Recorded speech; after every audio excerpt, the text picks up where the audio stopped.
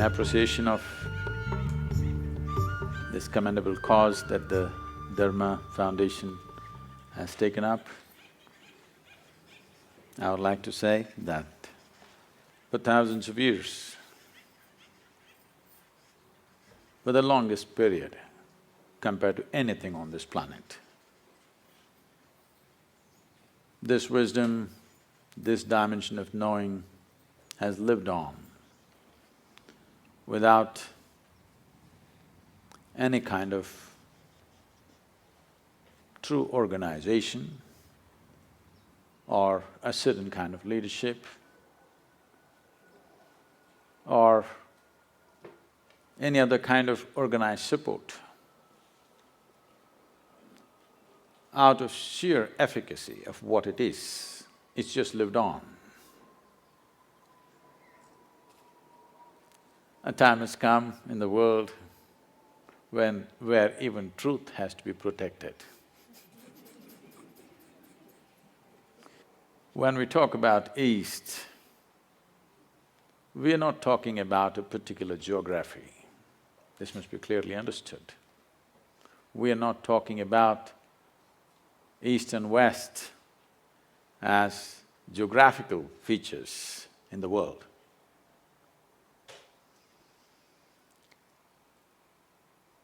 Any number of great minds in America have said things of great reverence and admiration for the so-called Eastern wisdom. Thoreau, one of the greatest minds America produced, went out to say, "Every morning I bathe my intellect in this stupendous and cosmogonal knowledge from the East. In comparison, all our modern world and literature is puny and trivial."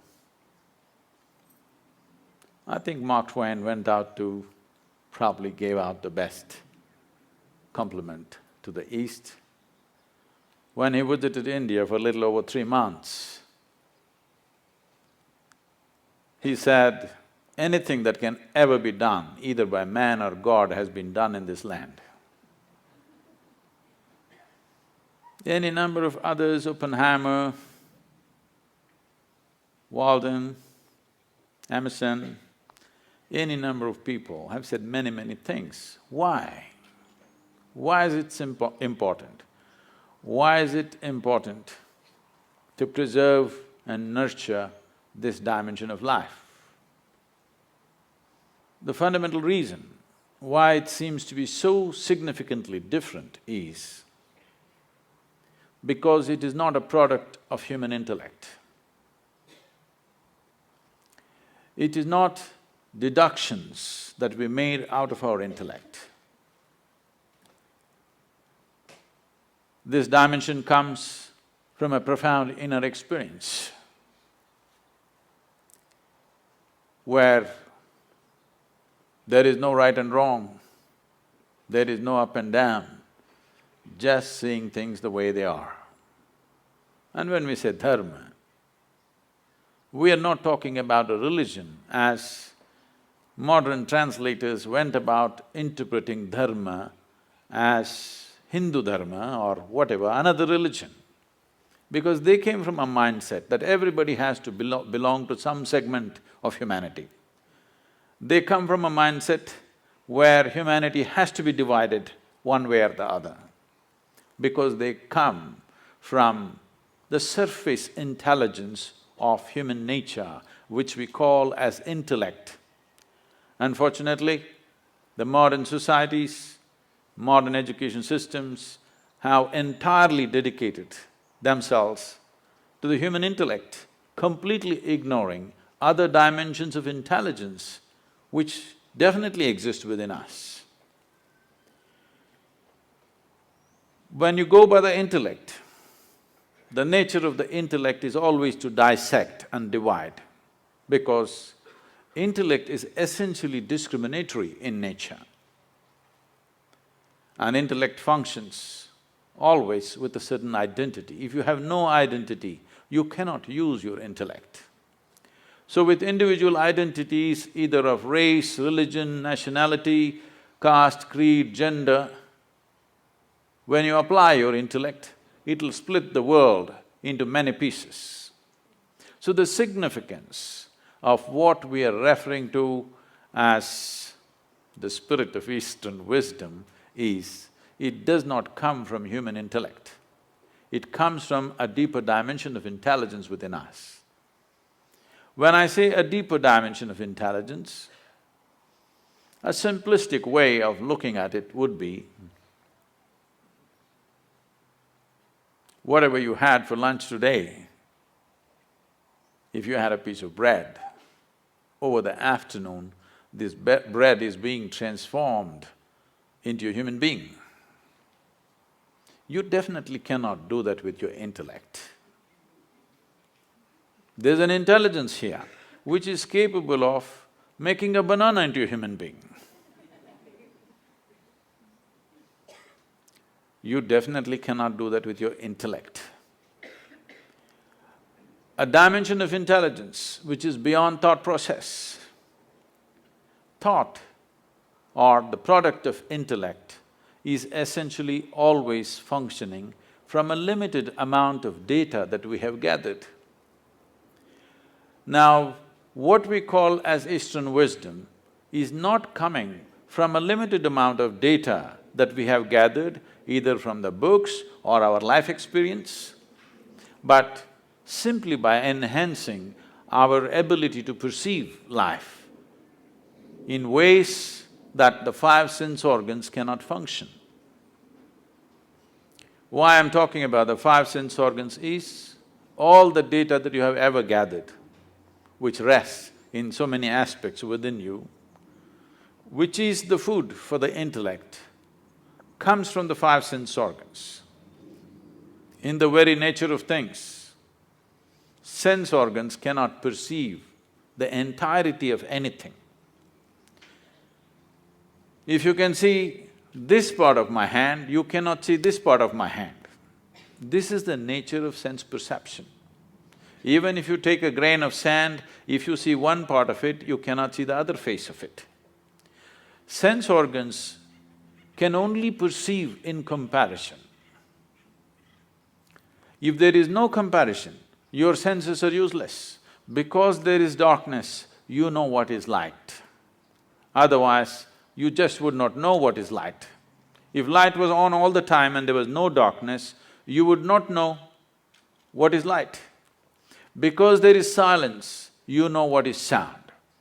If there was no silence, you would not have the idea of what is sound. So always in comparison, it is like,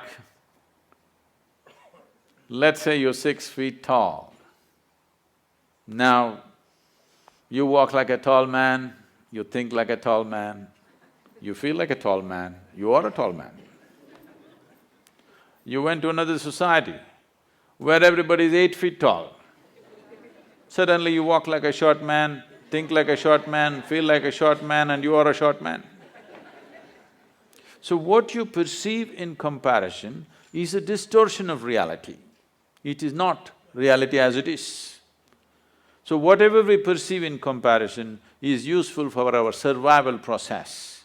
But if we want to know the nature of this existence, sense organs are not sufficient instruments. What is light for you is darkness for many other creatures.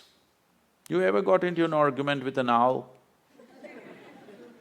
If you did, which is light, which is darkness, where would it go? It would be endless argument. Who is right, you or the owl? If you're saying both, either you belong to the diplomatic corps or you have a successful marriage.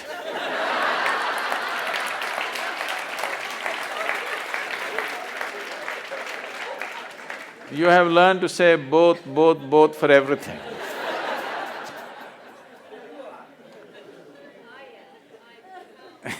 You're right. Well, that is the basis of all the problems on the planet. I'm right and you're wrong. The fact of the matter is, you're perceiving it as it is necessary for your survival.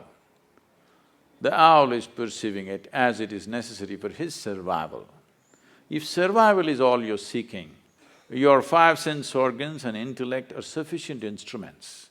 But if you want to know the nature of the existence, if you want to know the fundamental laws or dharma which governs life, the way it happens within us and around us, then you need an inner perception or another dimension of intelligence within you.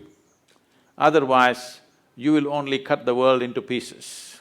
In the name of religions, we have cut the world into… humanity into many pieces because intellectually we have arrived at our own conclusions or deductions, which invariably is bound to divide because intellect is essentially a knife which cuts. It can only dissect. By dissection, you can know certain things.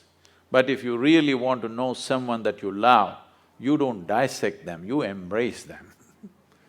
By dissection, you may know the kidney, liver, heart stuff, but you will not know that being in any sense. You will lose it completely. So dissection is the way of the intellect because it is a sharp instrument. It has to cut open everything that's given to it. But the East found another way. Out of profoundness of experience, you can know life. By turning inward, you can know life. When I say turning inward, you must understand that essentially the five sense organs are always outward. You can see what's around you, but you cannot roll your eyeballs inward and scan yourself. You can hear this, but so much activity in this body, you cannot hear this. If an ant crawls upon this hand, you can feel it. So much blood flowing, you cannot feel it. Because in the very nature of things, sense organs are outward bound. The moment you dedicate yourself to your intellect, you also get enslaved to the limitations of your five senses. It is in this context, the wisdom of the East is of tremendous significance to the world because it has transcended this slavery to sense perception and learned to perceive life in a completely different way. What is this completely different way? In English language, if you say mind, it is just one word, it is supposed to say everything. In the yogic culture, there are 16 parts to the mind, 16 dimensions of human mind. Now if I go into 16, it would take too much time, so let me compress it into 4. The 4 aspects of the mind are called buddhi, ahankara, manas and chitta. Buddhi means the intellect. Today, modern world is largely run by the intellect. So with this, we can do many things on the outside. We can go on enhancing the comforts and conveniences of life. We've done very well in terms of comforts and conveniences. Never before, never ever before, another generation of humanity ever knew the kind of comforts and conveniences that we have today, but at the same time, we are whining like never before. Because as the comforts and convenience increase on the outside, as there is less to complain about what is happening around you, the emptiness of within echoes within you in a horrible way. When you're fighting for survival, when every day you are struggling to fix small things on the outside, you will not realize this. When outside is well settled, that is when you'll see how hollow life has become. The biggest question in the world, you will see in the next few decades is, what the hell are we doing here anyway? Because everything that needs to be fixed on the outside is done, now what? 7.2 billion people on the planet. But right now, gradually it's looming large. Loneliness is one of the biggest problems Dogs are being tortured to fulfill human loneliness.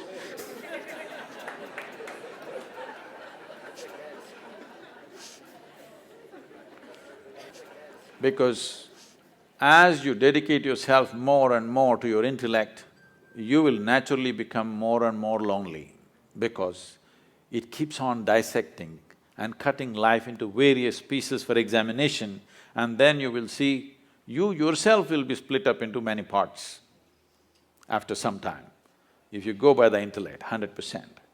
The next dimension of the mind is referred to as ahankara. Normally people think it means ego. No, it means identity. You're identified with something. The moment you're identified with something, your intellect will work only to protect that identity, no matter what, whichever way you think. Your ideas of which nation you belong to, which race you belong to, which culture you belong to, which religion you belong to, which gender you belong to, the moment you get identified, your intellect will work only to protect that identity. So, it is a certain kind of prejudice. Well, you may say, I'm not prejudiced, I'm very broad-minded. All right, it's a broad prejudice.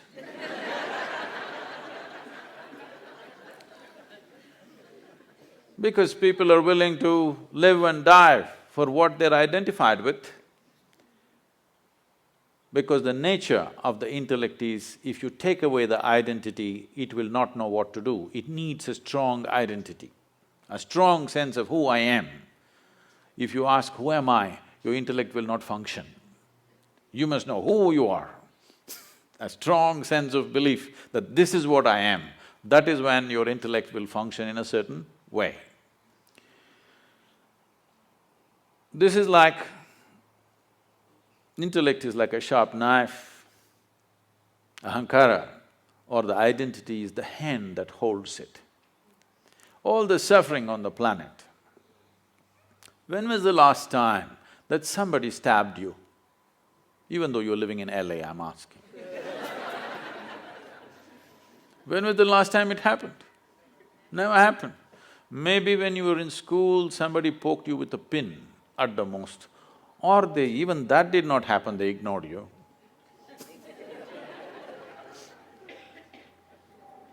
Or what I'm saying is, how much suffering for a human being is actually coming from outside? Almost nothing. Rest is all self-help. Because this is a sharp knife given to you, unsteady hand, every day it's cutting itself. You know, we were trekking in Nepal and Tibet region, and I was in a tent. Someone was cutting an apple, and someone else, another person says, "This is a very sharp knife, be careful." It irritates me because such an obvious thing, you call it a knife only because it's sharp. If the damn thing is not sharp, why will I call it a knife? And if it's a child, yes. A full-grown man, you don't tell him it's a sharp knife. I ignored it and I was working on something. Another 2 minutes, again it is said, "It's a very sharp knife, be careful."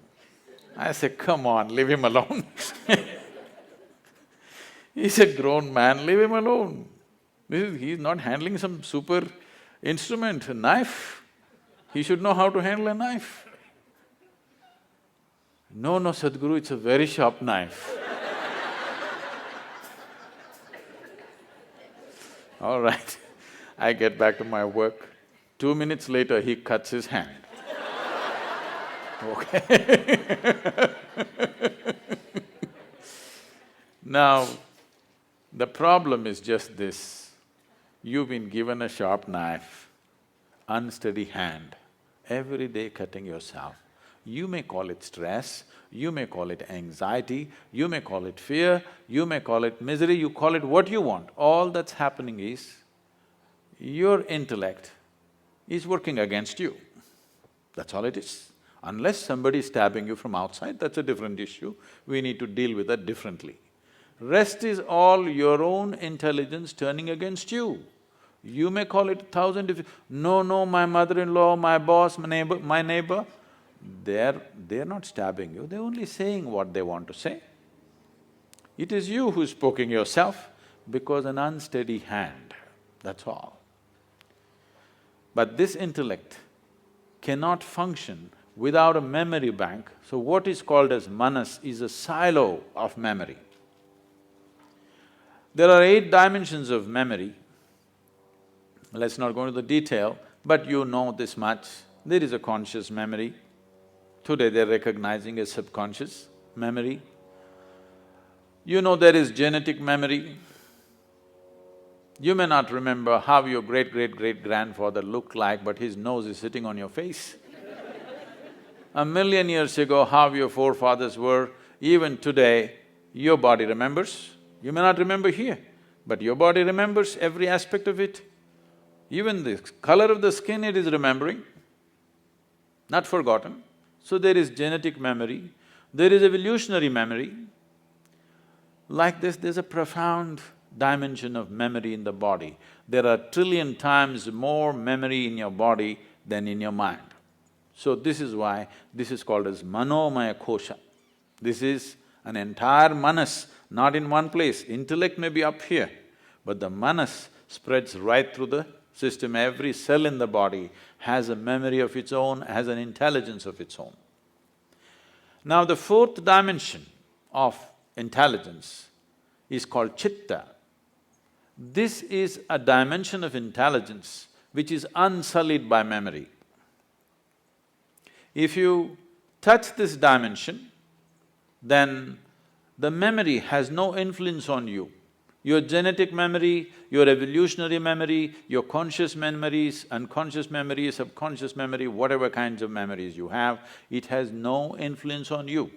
Or in other words, past cannot recycle itself through you. See, right now, you take on this form because of a certain memory, it's a certain software. If you eat, let's say you're a man and you eat a piece of bread, this piece of bread turns into a man. You're a woman and you eat a piece of bread, the same piece of bread turns into a woman. You give it to your dog, it turns into your dog. Very intelligent bread. It is just the memory that you carry. Here there is a memory which transforms everything the way it is. So, this dimension of intelligence, which is called as chitta, which is untouched by any kind of memory, just pure intelligence, is of significance because it's beyond. It is beyond your species, it is beyond your form, it's beyond your gender, it's beyond your culture, it's beyond every kind of influence, which is essentially memory within you. Maybe unconscious, but it is memory playing out in so many ways. As long as memory is playing out, what it means is, in India we say you're in a state of samsara. Samsara means a lot of people today understand as family. Samsara doesn't mean family, samsara means a cyclical life. You're in cycles of life. If you're in cycles or if you're going in circles, what does it mean? That means you're not getting anywhere. That's what it means. A cycle is nice, it gives you good exercise. This is like running on a treadmill. If you're seeking exercise, it's good. But if you want to go somewhere, it's no good. If you put your treadmill out here and keep running on it, morning becomes evening, fall becomes winter, winter becomes summer, everything will happen. Seasons will change, scenery will change, everything will happen. Only thing is you don't go anywhere. This is what samsara means. As long as you're functioning within the first 3 dimensions of intelligence, you are in a cyclical mode. It is all right to exercise yourself, but it's not good to go somewhere.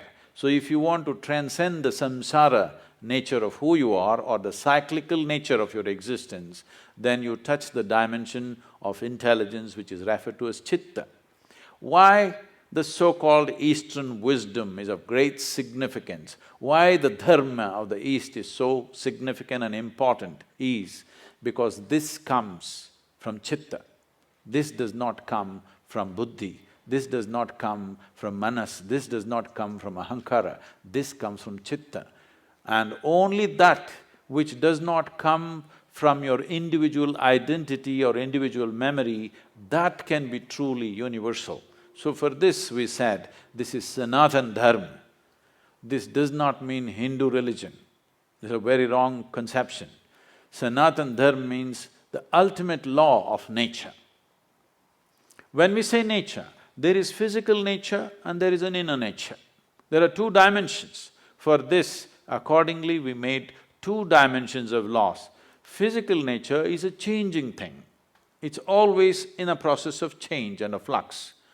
But the inner nature is a constant process. So we made two dimensions of expression for this dharma called shrutis and smritis. One is always to be updated for every generation. Otherwise, two generations will keep on bickering and clashing. You have to update it. Another is eternal, it's always there. It's nobody's business to change it because it cannot be changed because the fundamentals of life has not changed. Based on this, an entire wisdom arose as to how to exist within you and how to operate around you. This happened in 1924. There was a bishop in the Orthodox Greek religion where, there's Orthodox Greek segment of Christians. They have a pope of their own in Istanbul. They believe they are the only true Christians. Others are all riffraff, according to them. So, he served this particular segment, which is very orthodox and rigid. Being in Istanbul, being on the Silk Route, all kinds of stories of Indian mysticism kept wafting across the Bosphorus. So, he has a longing to go to India and see a real yogi or a mystic. But being a man of cloth, he could not choose where to go and where not to go. After he passed 60 years of age, when he semi-retired, he got an opportunity and went to India and came to southern India. So his desire is to meet a real yogi, not a book yogi, not a studio yogi, but a real one. So somebody directed him and said, go up this hill, there in this kind of place, there will be one yogi. So he went up. Well, he's not made for the mountains, he went huffing and puffing up, and then he found in front of a small cave, a yogi was sitting, eyes closed, totally blissed out. He went there and he has been told that if you see a Indian yogi, you must prostrate. Well, he was not made for that, but he somehow managed, huffed and puffed and sat down. Hearing this commotion, the yogi opened his eyes and smiled. Immediately the bishop looked at him and said, can I ask you a question? The yogi said, by all means. The bishop asked, what is life? This is after 60. You should have asked this question when you were 8, at least when you're 16. 60, but what to do, better late than never. He asked. Then yogi laughed and went into raptures. Oh, life is like the fragrance of jasmine upon gentle spring breeze.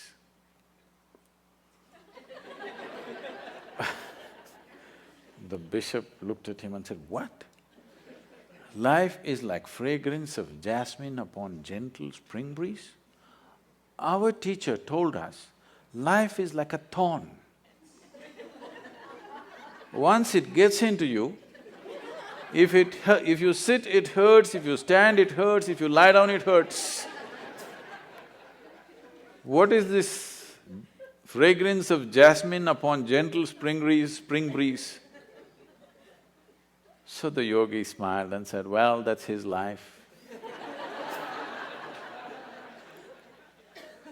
So this comes from the fundamental that when a human being clearly, experientially understands that entire experience of human life is created from within, never from outside. Right now as you sit here, do you at least see me? Even if you're not listening to me, I'm saying. Can you use your hand and show where I am?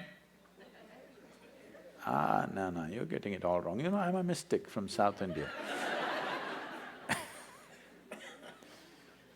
Now this light is falling upon me, reflecting, going through your lenses, inverted image in the retina, you know the whole story. Where do you see me right now? Within yourself. Where do you hear me right now? Within yourself. Where have you seen the entire world? Within yourself. Have you ever experienced anything outside of yourself? Right now, someone next to you, if they touch you, you think you're experiencing their hand. No. You're only experiencing the sensations in your hand. In the very nature of things, you cannot experience anything outside of yourself. When the entire experience of life is caused from within you, at least it must happen the way you want it, isn't it? The world will not happen the way you want it. At least the experience of living here within you must happen the way you want it. If your experience of life happened just the way you want it, how would you keep yourself, blissful or miserable? Please, you must tell me, I'm going to bless you. Blissful or miserable? For yourself, definitely highest level of pleasantness for yourself. What you want for your neighbor may be debatable, but you know what you want for yourself, isn't it? Now, blissfulness or pleasantness of life is not a goal by itself. It is only when you're blissful by your own nature. That means you determine the nature of your experience. No matter what is the situation, you determine the nature of your experience. Or in other words, you have no fear of suffering. Only and only when there is no fear of suffering will you walk full stride in this life. Otherwise, it's always about what will happen to me, what will happen to me. Every step is a half a step. Now, this so-called spirit of Eastern wisdom comes from those beings who walked full stride, who determined the nature of their experience. The outside never decided who they are. So, they could walk full stride and explore the depths and dimensions of life that others never dare to touch, because most of the humanity is only concerned about what will happen to me. What will happen to me means what? Will I suffer? That's a question. The first and foremost thing, if you truly want to explore dimensions which we are referring to as another dimension of wisdom or knowing, is that first you must determine the nature of your experience. You have no fear of suffering. Only then, truly exploring human consciousness becomes a reality. Touching dimensions of intelligence, which gives access to the entire universe, becomes a possibility.